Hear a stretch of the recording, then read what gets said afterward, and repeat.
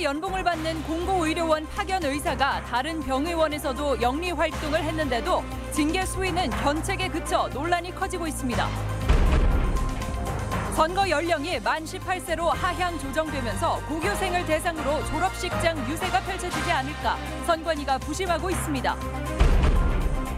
군산 새만금 해상 케이블카 사업이 난항을 예고하고 있습니다. 시민 참여 펀드 규모와 운용사 문제로 벌써부터 사업 주체 간에 큰 의견차를 보이고 있습니다. 여러분 안녕하십니까? 전주 MBC 뉴스데스크입니다.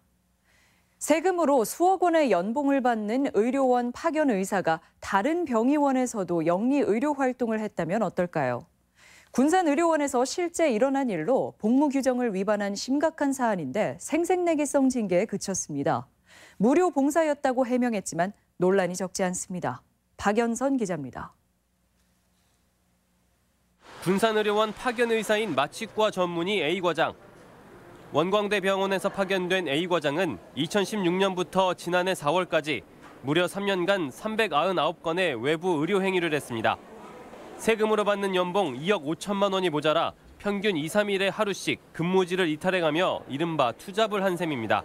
쪽에 소속돼 있으면서 충실히 해야 되는데 수술이 있을 때는 마취 업무를 하고 시간이 있을 때 이렇게 되나 저렇게 되나 무지하다고 생각을 하는 거예요. 채용 계약을 해지할 수 있을 정도의 심각한 복무 규정 위반으로 감사원에서까지 지적을 받은 상황. 그런데도 A 과장과 관계자들의 징계는 가장 낮은 수준인 견책에 그쳤습니다.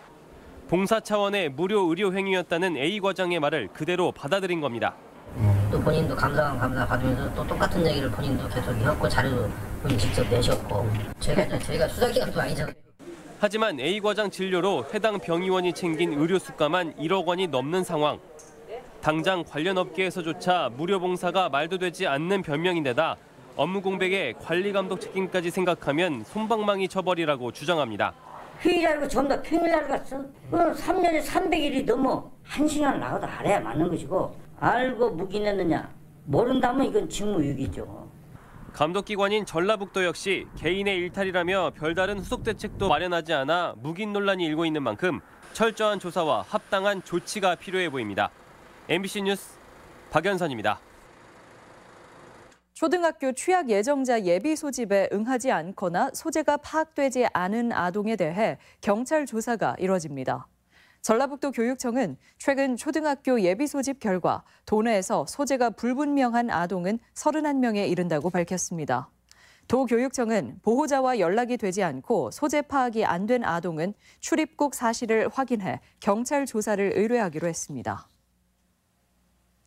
지난 주말에만 도내에서 5명의 총선 출마 예정자가 출판 기념회를 여는 등 정치 행사가 줄을 이었는데요. 선거 90일 전인 내일부터는 이런 출판 기념회나 현역 의원들의 의정 보고회가 모두 금지됩니다. 김하연 기자입니다. 투표를 독려하는 팻말을 든 선관위 직원들이 거리 캠페인에 나섰습니다. 유권자들은 투표에 임하는 마음을 엽서에 담아봅니다. 투표용지 보고 알게 됐는데 좀 많이 알아보고 잘 알아봐서 투표 꼭 하겠습니다. 여러분도 꼭 하십시오. 4월 15일 국회의원 선거까지 이제 91일. 내일부턴 후보자 출판 기념회나 현역 국회의원, 지방의원들의 의정 보고회가 금지됩니다. 공무원이나 정부기관, 공사의 임원이 지역구에 출마하려면 내일까지 사퇴해야 합니다. 선거 사무 관계자가 되려는 통리반장이나 주민자치위원도 사직해야 합니다. 공직선거법은 선거의 공정성을 위해서 특정 지위나 신분을 가진 사람은 선거일의 일정 기간 전에 그 직을 사직하도록 하고 있습니다. 다만 지난 군수 등 재보궐선거나 비례대표 국회의원의 경우 사퇴기한은 오는 3월 16일까지입니다. 현재까지 선관위에 등록한 도내 예비 후보는 모두 38명.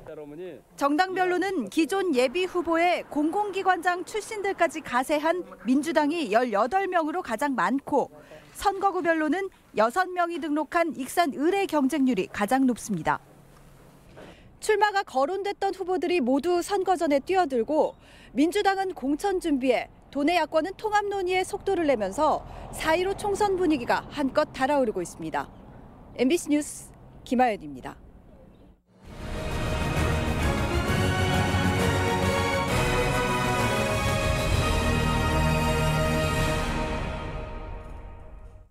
이번 21대 총선부터 선거 연령이 고3에 해당하는 만 18세로 내려가죠. 입지자들은 고등학교 학사 일정까지 꼼꼼히 챙겨봐야 하는 처지가 됐는데 일부에서는 교실의 정치화를 우려하는 시각도 있어 대책 마련에 고민이 적지 않습니다. 조수영 기자입니다. 전라북도의 만 18세 인구는 2만 명 정도입니다. 생일이 선거일 이전인 유권자는 더 못 미쳐 전체 0.5% 안팎이지만 한 표가 아쉬운 후보들에게 확장성을 가질 공략 지점입니다. 당장 이달 말부터 줄줄이 이어질 고등학교 졸업식은 총선 입지자들에게는 중요한 홍보의 장입니다. 졸업식에 학부형들이 많이 오시잖아요. 학교 입구에서 명함 나눠주고 하는 정도의 소극적인 운동을 했었어요. 명함 주면서 우리 친구들 젊은 사람들이 좀 지역에 있으려면 젊은 사람이 의원이 있어야 되지 않겠냐. 저는 뭐 그런 취지로 나가서 설명하고 얘기할 생각입니다. 하지만 학교가 정치판으로 변질되는 게 아니냐는 우려의 시각도 있어 선관위가 국회에 법률 보완을 요구한 상황. 그중 하나가 학교 시설에서 선거운동이 가능한지 여부입니다. 대법원은 선거운동 장소는 왕래가 자유로운 곳으로 명시해 일반인 출입이 제한된 교실이나 사무실에서는 명함을 돌려선 안 된다고 판시하고 있습니다. 반면 선거법에선 학교에서 연설이 가능하다고 해 충돌하는 모양새입니다. 선관위는 선거운동이 어느 장소까지 가능하고 또 교실에서 제한되는지는 법리적 해석이 더 필요하다며 당장은 학생들이 불법 선거에 휘말리지 않도록 홍보에 주력한다는 방침입니다. 가정통신문, 학교 앱, SNS 등 다양한 경로를 통해서 교육 현장 특성을 반영한 사례 중심 안내 자료를 제공하고 교육청도 대책 마련에 고심인데 교실의 정치화를 우려한 나머지 내놓은 여러 행동 지침이 자칫 교복 입은 유권자들의 축제를 방해하지 않을까 경계하는 분위기입니다. 아이들한테 무엇을 하지 말라라고 하는 기본 원칙이 아니라 선거를 통해서 무엇을 할 수 있다라는 식의 긍정적인 표현들, 뭔가 이제 선거법에 위반이 되는 법을 주는 방식으로 이 선거 교육에 대해서는 안 된다는. 청소년 참정권이 확대된 21대 총선. 선거사에서 분명 기록할 만한 시점이지만 이를 뒷받침할 제도가 어설퍼 현장은 혼란스럽기만 합니다. MBC 뉴스 조수영입니다. 정말 앞으로 3년 뒤 전주에도 시립미술관이 들어섭니다. 전주시는 오는 2023년까지 덕진동 종합경기장 일대를 쇼핑센터와 공원으로 조성하며 현 야구장 위치에는 140억 원을 들여 시립미술관을 건설하기로 했습니다. 미술관에는 전시실과 수장고, 세미나실 등이 설치될 예정입니다. 새만금에 설치될 국내 최대 규모의 해상 케이블카가 시작부터 난관에 부딪히고 있습니다. 시민 참여 펀드 규모와 운용사 문제로 이견을 보여 대폭적인 수정과 변화가 불가피해 보입니다. 송인호 기자입니다. 군산시와 새만금개발공사, 새만금청이 새만금 해상 케이블카 설치를 확정했습니다. 4가지 노선 가운데 신시도에서 문여도를 잇는 4.8km짜리 해상 케이블카로 최종 결정했습니다. 하지만 노선만 확정했을 뿐 사업 규모와 운용사 문제에서는 의견이 크게 갈린 것으로 전해졌습니다. 당초 군산시와 새만금개발공사가 5대5로 출자해서 케이블카를 운영하기로 했는데 군산시는 전문업체 위탁으로 방향을 틀었습니다. 공사에서 운영을 하는 걸로 했는데 전문성이나 이런 부분 때문에 조금 고려를 해야 하지 않냐 이런. 또 최대 400억 원 규모로 시민펀드를 조성할 예정이었지만 시민 참여가 불투명해지면서 시민펀드 규모도 대폭 줄어들 전망입니다. 공동 운용에서 민간 위탁이 검토되면서 특혜 소지도 수면 위로 떠오르고 있습니다. 전문회사 선정하는 것을 저희가 공개적으로 해서 투명하게 해서 선정을 해야겠죠. 특정 업체를 이렇게 할 수는 없겠죠. 이미 케이블카를 운영하고 있는 다른 지역의 운용업체는 수입료 3%의 지자체 기부는 불공정 계약이라며 법정 다툼을 벌이고 있어 이 같은 문제를 어떻게 해결할지도 관건입니다. 케이블 설치에 13개의 철탑이 필요한데 모두 육지에 설치하도록 확정된 점도 환경 훼손 논란을 일으키고 있습니다. 군산시는 다음 달부터 시의회를 대상으로 설명회를 가질 예정인데 공영성을 강조했던 당초 계획을 상당 부분 수정하면서 험난한 앞날을 예고하고 있습니다. MBC 뉴스 송윤호입니다. 설 명절 소비자 피해 구제 상담 창구가 운영됩니다. 여성소비자연합 전북지회는 설 전후 택배 파손과 분실, 여행사 일방적 계약 해지 등 소비자 피해가 잇따를 것으로 보고 이달 말까지 전화나 인터넷으로 피해 사례를 접수해 문제 해결을 돕기로 했습니다. 전주 지역 명절 소비자 피해 건수는 2018년 174건, 지난해 276건으로 매년 늘고 있습니다. 도내 교원 262명의 명예퇴직이 다음 달 말일자로 결정됐습니다. 전라북도 교육청에 따르면 올 상반기에 명예퇴직을 신청한 교원에 대해 전원 수용하기로 했습니다. 이번 명예퇴직 교원은 유치원 10명, 초등 44명, 중등 205명이고 전체 인원은 지난해보다 130명 늘었습니다.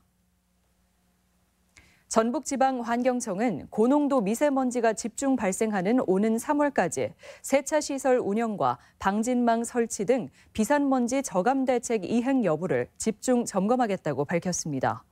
지난해 전북환경청의 점검 결과 매립 지역 노출지에서 비산먼지가 다량 발생한 것이 적발돼 풀을 심도록 하는 조치가 내려지기도 했습니다. 여성경제인협회 전북지회는 오늘 전주에서 신년 인사회를 열고 전북 경제의 미래를 여성 기업인이 열겠다며 힘찬 출발을 다짐했습니다. 협회는 호남권 여성경제인 경영연수와 여성기업 확인제도 운영 활성화, 여성경영인 육성 리더십 스쿨 개최 등을 역점 사업으로 추진합니다. 고용률은 소폭 증가한 데 비해 고용의 질은 악화된 것으로 나타났습니다. 통계청에 따르면 작년 한 해 도내 취업자 수는 92만 8천 명으로 전년 대비 1만 3천 명이 증가해 고용률이 59.3%로 1%포인트 상승한 것으로 집계됐습니다. 산업별로 보면 농림어업과 건설업이 각각 만여 명 증가한 반면 도소매나 음식 숙박, 전기 운수 통신에서는 1만 명가량 감소한 것으로 조사됐습니다. 전북현대가 겨울 이적 시장에서 대형 영입을 이어가며 팀 전력을 강화하고 있습니다. 전북은 지난 시즌 임대로 뛰었던 국가대표 수비수 홍정호를 완전 영입한 데 이어 네덜란드 리그 스파르타 로테르담에서 활약한 남아공 국가대표 공격수 라이스 벨트비크를 영입했습니다. 전북은 2021 시즌 확대 개편되는 클럽 월드컵에 반드시 출전한다는 각오를 다졌습니다. 전주와 완주에 첨단 홍수 관리 시스템이 도입됩니다. 국토교통부는 전주와 완주를 스마트 홍수 관리 시스템 선도 사업지로 정하고 21억 원을 투입해 사물 인터넷 기술을 적용한 수문 자동화 지원과 수문과 상황실 간 통신선 구축 등을 추진하기로 했습니다. 전북권 뉴스였습니다.